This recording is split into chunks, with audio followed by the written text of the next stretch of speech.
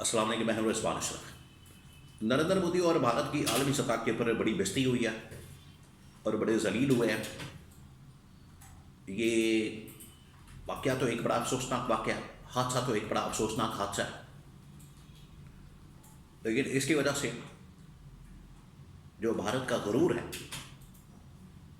भारत जो इतना इतराता है, बढ़ के मारता है, धमकियाँ लगाता है, उसको सब कुछ खाक में मिला दिया गया। और ये वाक़े ने इनकी कमर तोड़ के रख दी है और इनका गरूर खाक में मिला दिया है। वाक़या हुआ है दुबई के अंदर।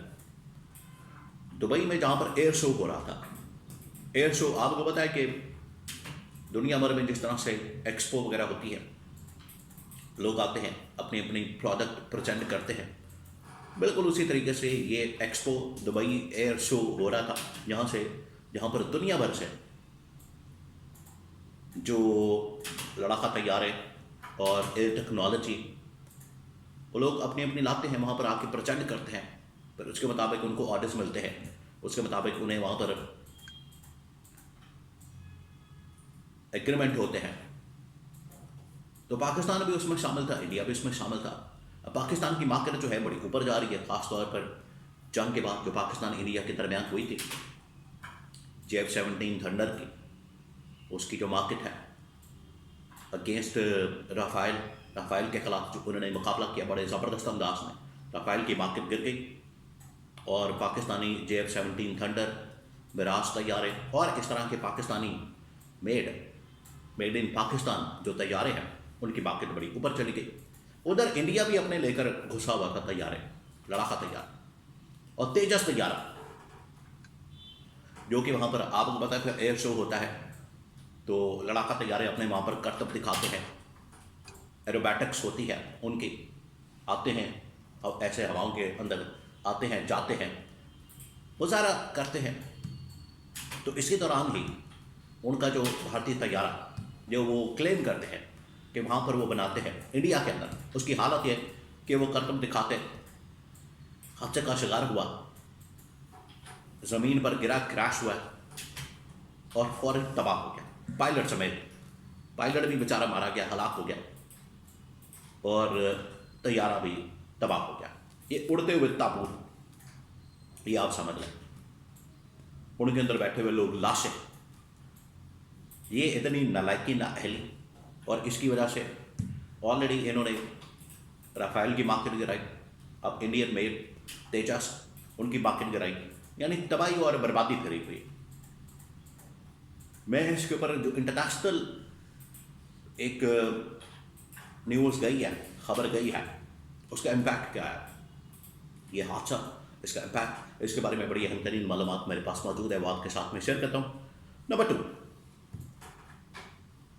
इंजीनियर मोहम्मद अली मिर्ज़ा के मतलब एक खबर सामने आई है और ये उनके लिए, उनके चाहने वालों के लिए, उनके फैंस के लिए, उनके मद्दाहों के लिए, उनके सुनने वालों के लिए एक खुशखबरी है। वो क्या है वो भी आपके साथ में शेयर करता हूँ।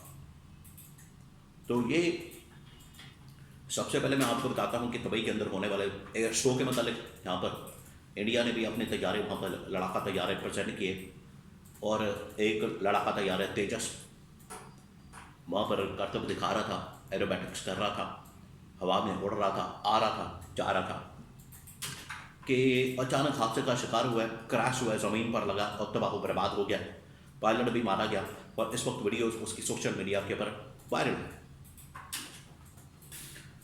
अब इसका इम्पैक्ट क्या गया वो मैं आपको बताता हूँ। ये वहाँ पर टेक्निकल फॉल्ट हुआ है, एक और भी वीडियो सामने आई उसकी कि वहाँ पर एक तैयारा खड़ा था, वो पता नहीं अब यही तैयारा है या कोई और तैयारा था, कि उसका तेल लीक हो रहा है और तेल लीक हो रहा है, ये लड़ाका तैयारा है, तो उसको शापर जैसे चढ़ाते हैं ना, यहाँ पर मोटरसाइकिलों को तेल लीक हो रहा हो तो जुगाड़ लगाते हैं, शापर चढ़ा देते हैं, और शापर चढ़ा के तो उसका लीकेज बंद किया गया। ये हालत है उनकी। दुनिया की अपने आप को बहुत बड़ी इकॉनमी क्लेम करते हैं, बहुत बड़ा मुल्क अपने आप को क्लेम करते हैं, दावा करते हैं, हालत ये है।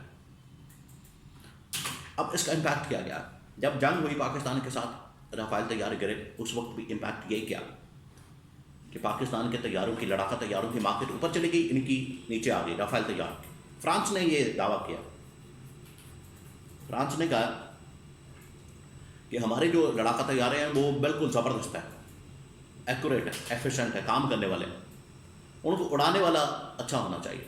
इंडियन को क्यों उड़ाने वाले अच्छे नहीं, इंडियन के पायलट अच्छे नहीं, इंडियन के पायलट जो है वो इंडिया के नकारा, नालायक है, ना अहल है। इसकी वजह से ये तैयारा जो है गिर गया, ये तैयारा मुकाबला नहीं कर सका। तो कसूर तैयारे का नहीं है, कसूर उड़ाने वालों का है। ये फ्रांस ने दावा किया अपनी मार्केट बचाने के लिए, लेकिन इंडिया ने कोई कसर नहीं छोड़ी उनकी मार्केट गिराने में, वो भी फारग हो गया। अब ये तेजास आए जो उनके अपने क्लेम करते हैं, दावा करते हैं कि हम अपने बनाते हैं। उनकी हालत ये है कि किसी का तेल लीक हो रहा है, किसी के अंदर कोई टेक्निकल मसला और हवा में उड़ता है, क्रैश करता है और गिर जाता है, पायलट समेत तबाह बर्बाद। अभी कुछ अर्सा पहले भी इंडिया के अंदर यही इसी तरह का वाक़या पेश आया और अब इंटरनेशनल लेवल के ऊपर।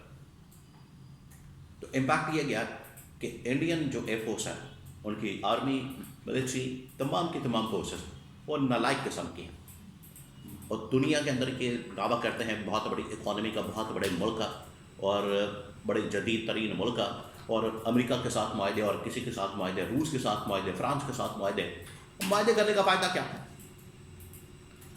जब आपके पास वो चलाने की सलाहियत नहीं है, आपके पास लोग नहीं कॉम्पिटेंट, आपके पास उस तरह की ताकत नहीं, आपके पास उस तरह की काबिलियत नहीं, आप इस काबिल ही नहीं।